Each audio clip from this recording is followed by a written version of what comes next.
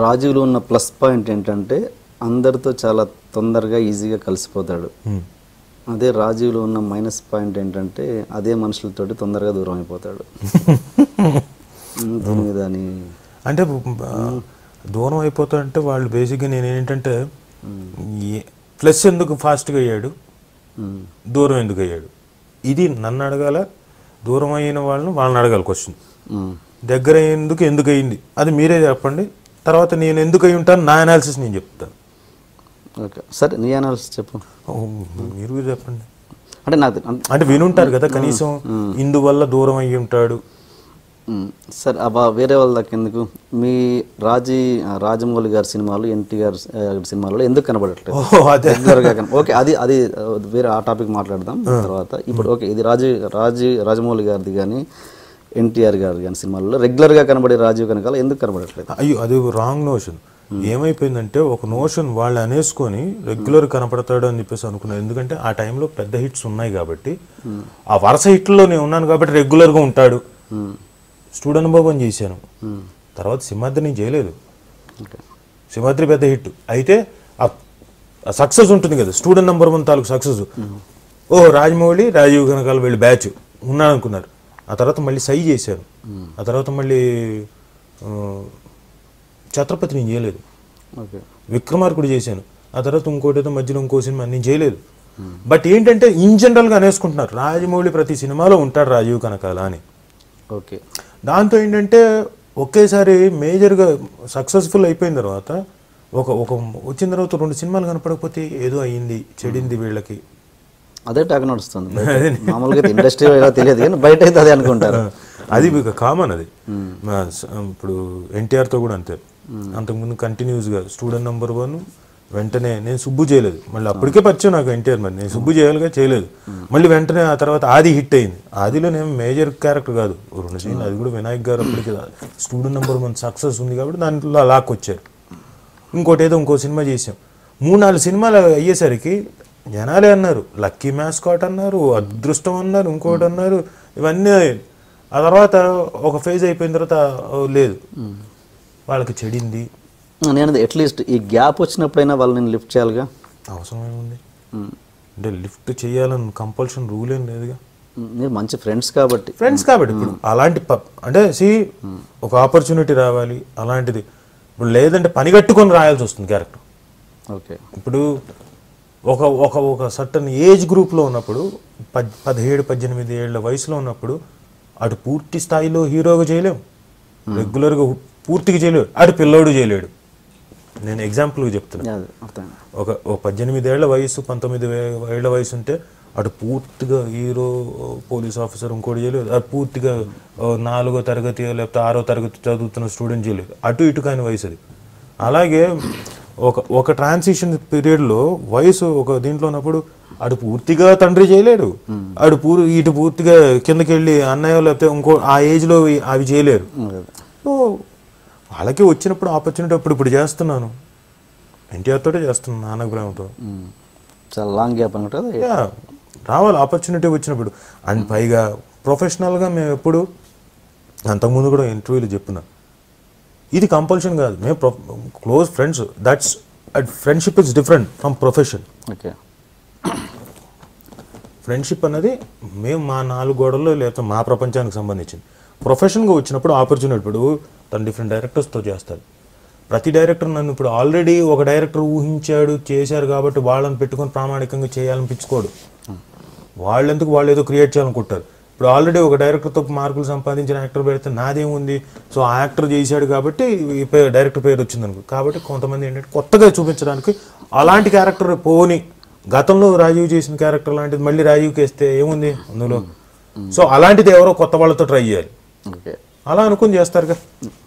So ఈ interview తోటి clear చేసేయండి, మీ మధ్యలో ఏమీ లేవు అన్నీ. ఇంకా చాలా మందికి బయట జనాలకి ఒక చిన్న ఇంకా క్లారిటీ రాని క్వశ్చన్ అన్నమాట. అది ఒక ఇంట్రెస్ట్ అనుకోండి, ఏదనుకోండి. ఆ రోజు యాక్సిడెంట్ అప్పుడు నువ్వు పక్కనే ఉన్నట్టున్నావు కదా,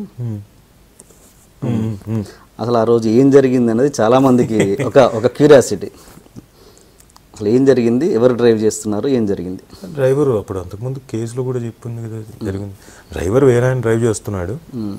అదేంటంటే ఇప్పుడు మనకి ఊళ్ళల్లో లైట్లు ఉండవు, ప్రతి కార్నర్కి ఇంకో చోట మలుపులు లైట్లు ఉండవు, కనీసం సైన్ బోర్డ్స్ కూడా ఉండవు. దో ఇట్ ఈస్ ఊరు నుంచి ఇంకో కనెక్టింగ్ రోడ్ అయినా కానీ ఆల్ ఆఫ్ సడన్గా ఏంటంటే పైగా ఏంటంటే ప్రచారం. ఇప్పుడు ఒక స్టాల్ బోట్ ఆ రేంజ్లో ఉన్నప్పుడు జనాలు వెనక రావడం సహజం, పరిగెత్తుకుంటూ ఫాలో అవుతుంటారు, చీకట్లో బండ్లు వేసుకొని వస్తారు. నేను ఆ ఉన్మాదాన్ని చూశాను. వాళ్ళు ఈ ఊరు నుంచి ఇంకో ఊరు వరకు అనుకుంటూ వచ్చేస్తుండేవాళ్ళు. అరే పడిపోతావురా బాబు, మేము చూస్తుండేవాళ్ళం, ఎందుకంటే ఇటు నుంచి చూసేవాళ్ళం కదా. ఒరే పిచ్చోడ పడిపోతావు అబ్బే పట్టించుకోకుండా వచ్చేస్తారు. ఈ కైండ్ ఆఫ్ దీంట్లో ఉంటారు. ఓకే, లాస్ట్లో ఖమ్మం నుంచి మేము ట్రావెల్ చేయడానికి అయిపోయింది మొత్తం స్పీచ్ అంతా అయిపోయింది, బయలుదేరాం. జనాలు ఫాలోయింగ్ విపరీతంగా. సరే బయలుదేరాము, ఎక్కాము. అనుకోని మలుపు అంటే ఫాస్ట్కి వెళ్దాం, ఇక్కడ మళ్ళీ ఎవరో ఒకడు ఫాలో అవుతాడు. అనుకోని మలుపు రావడం, అదేంటంటే రోడ్డుకి అదేదో కరెక్ట్గా చీకట్లో కుక్కో లేకపోతే అది కరెక్ట్గా కూడా చెప్పలేను, కుక్కో నక్కో ఇంకోటి అది కూడా చెప్పలేను. ఓకే, ఇప్పుడు అంటే అక్కడ కుక్క అని అంటారా, నక్క అయ్యి ఉండొచ్చు కదా, కాదు పిల్లి కూడా అయ్యి ఉండొచ్చేమో అని అనుకోండి. నేను ఆ చీకట్లో అది ఏంటో అన్న డీటెయిల్స్ కూడా చెప్పలేను. అదేదో వచ్చింది, తిరిగింది, టప్ టప్ టప్ పడ్డాం. ఇది ఇలా కళ్ళు మూసి కళ్ళు తెచ్చేంత 30 సెకండ్లు అసలు అర్థం కాలేదు. ఓకే, ఏమైంది, యాక్సిడెంట్ అయిందా, ఇప్పుడు యాక్సిడెంట్ అయిందా, పోనీ అయ్యింది, బతికి ఉన్నామా, ఇన్ని రకాల ఆలోచనలు వచ్చాయి. అలాంటి సిచ్యువేషన్. మీరు ఇద్దరే ఉన్నారా అప్పుడు, డ్రైవర్ కాకుండా? లేదు, 6 ఉన్నారు మొత్తం బండిలో. శ్రీనివాసరెడ్డి కూడా ఉన్నాడు. శ్రీనివాసరెడ్డి వెనక కాన్వాయ్ దీంట్లో, ఇంకొక వేరే బండిలో పడిన ఆ బండికి మా బండికి అంటే తేడా ఏంటంటే టోల్ గేట్ దాటి ఖమ్మం దగ్గర ఆ టోల్ గేట్ దాటేసి మాకేంటంటే తొందరగా వచ్చేసాం. ఆ టోల్ గేట్ దగ్గర దాటి రావాలిగా వీళ్ళు. ఆ టోల్ దగ్గర ఒక 20 సెకండ్లు 30 సెకండ్లు, లేకపోతే మామూలు వెనకే వచ్చేయాలి బండి. ఆ 20-30 సెకండ్లో జరిగింది. సడన్గా ఒక 4 ఫోన్ కాల్స్ వచ్చాయి. ఏంటంటే 4 ఆఫర్స్, మంచి ఆఫర్స్. ఆ 4 సినిమాలలో కూడా నీ డ్రీమ్ క్యారెక్టర్స్, అసలు అద్భుతమైన క్యారెక్టర్స్, ఎప్పుడెప్పుడు చేయాలనుకునే క్యారెక్టర్స్ వచ్చాయి. దానికి ఒకదానికి డైరెక్టర్ రాజమౌళి గారు, ఒకదానికి త్రివిక్రమ్ గారు, ఒకదానికి సుకుమార్ గారు, ఒకదానికి సురేందర్ రెడ్డి గారు. ఈ 4 ఒకటేసారి వచ్చాయి. ఏదో ఒప్పుకుంటారు. కండిషన్స్ అప్లై ఏంటంటే, ఏదో నాకు బిగినింగ్లో రాజమౌళి గారు లిఫ్ట్ ఇచ్చారు కాబట్టి రాజమౌళి గారు లిఫ్ట్ ఇచ్చారు కాబట్టి ఆయన సినిమా ఒప్పుకుంటాను, లేదా ముందు ఎవరి కాల్ వచ్చిందో వాళ్ళది ఒప్పుకుంటాను. ఇలాంటి ఆన్సర్స్ కాదు, ఒకటేసారి వచ్చాయి కాల్స్, ఒకటేసారి పోస్టులు వచ్చాయి, ఎలా వచ్చాయి మొత్తానికి ఏదో వచ్చాయి, మెసేజ్ వచ్చిందో. 4 వచ్చాయి, 4 ఇంట్రెస్టింగ్ క్యారెక్టర్స్. డైరెక్టర్ని దృష్టిలో పెట్టుకొని చెప్పొద్దు, ఎవరు తప్పుకుంటాం. 4 రిక్వెస్ట్ చేస్తా ఇది కూడా సార్ కండిషన్ ఇది కూడా ఉంటుంది. ఎవరిని రిక్వెస్ట్ ఇప్పుడు చాలా తప్పు 4 ఇప్పుడు రిక్వెస్ట్ చేసి డేట్స్, నీకు డేట్ లేదు ఇంకా, ఒక్క రోజులో డేట్స్ లేవు ఇంకా నీకు. అదే అంటున్నా. ఇప్పుడు నేను ఆ మాట అంటానంటే కాదు రాజమౌళి గారు బిగినింగ్ లో మీ కెరియర్ లో ఉన్నారు కాబట్టి అందుకే అవన్నీ పక్కన పెట్టేసి ఆ డేట్ తప్పించి వేరే చేయడానికి లేదు. అందరూ అదే డేట్ అడిగారు. ఆ 4 ఎవరు ఒప్పుకుంటారో చెప్పు.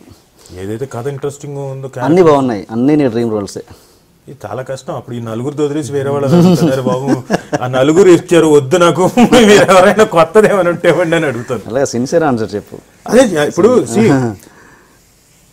ఇప్పుడు నేను రాజమౌళిది అన్నామంటే లేదు కుదరదు, బిగినింగ్ లో మీరు లిఫ్ట్ ఇచ్చారు కాబట్టి.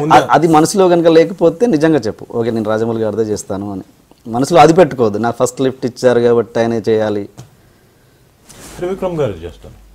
ఓకే, సురేందర్ రెడ్డి గారు చేసావు కదా. సురేందర్ రెడ్డి గారిది సో నలుగురితో చేసావు. ఇప్పుడు సుకుమార్తో చేస్తున్నాను. సో త్రివిక్రమ్ గారు మిగతా 3 దృష్టిలో పెట్టుకోండి రాజుని. ఎప్పుడు ఎనీ టైం అలా పెట్టుకున్న వాళ్ళే ఇప్పుడు దాకా. అందుకనే కదా చాలా గ్యాప్లు రావడానికి కూడా. ఓహో చెప్పారు కాబట్టి. ఓకే, నువ్వే చేసావు, మంచి క్యారెక్టర్ అది, చాలా మంచి క్యారెక్టర్. అవును, నాకు నువ్వే అంటే గుర్తొచ్చింది. నువ్వే అతడు, అతడైతే అల్టిమేట్ గా ఇంకా నువ్వే నాకు ఇష్టం, ఎందుకంటే కనీసం ఒక 4 సీన్లు ఉన్నాయి, 5 సీన్లు ఉన్నాయి. బట్ అది ఎంత గుర్తింపు వచ్చిందో ఇది కూడా ఇది ఎక్కువ. నేను ఆ టైం అయిపోయిన తర్వాత యూఎస్కి వెళ్తే సార్ మీరు అతడు చేసినప్పుడు చాలా ఇది అంటే ఏమీ లేదు అసలు ఏం చేశాను కాబట్టి ఎందుకు నన్ను అంటున్నారు నాకు అర్థమయ్యేది కాదు. అంటే ఫ్యామిలీ డ్రామా, ఫ్యామిలీ సబ్జెక్ట్ ఏంటంటే ఆ యూఎస్లో మొత్తం అంతా ఎక్కేసింది వాళ్ళకి విపరీతంగా. ప్రతి వాళ్ళ ఇంట్లో ఒక అప్పట్లో CD DVD ప్రతి వాళ్ళ ఇంట్లో యూఎస్ మొత్తం అంతా ఉండేదంట. ఏంటంటే వాళ్ళకి ఆ ఫ్యామిలీ డ్రామా అది ఇష్టం, పైగా క్యారెక్టర్తో కనెక్టే ఉన్నారు. సో ఇదేంటి స్టూడెంట్ నెంబర్ 1 లాంటి సినిమా చేశాను, ఇంకోటి ఏదో చేశాను, ఇవన్నీ కాకుండా అతడు అంటారు ఏంటి, అర్థమయ్యేది కాదు. మంచి క్యారెక్టర్స్ రెండు. Please subscribe to iDream. Please subscribe for more videos.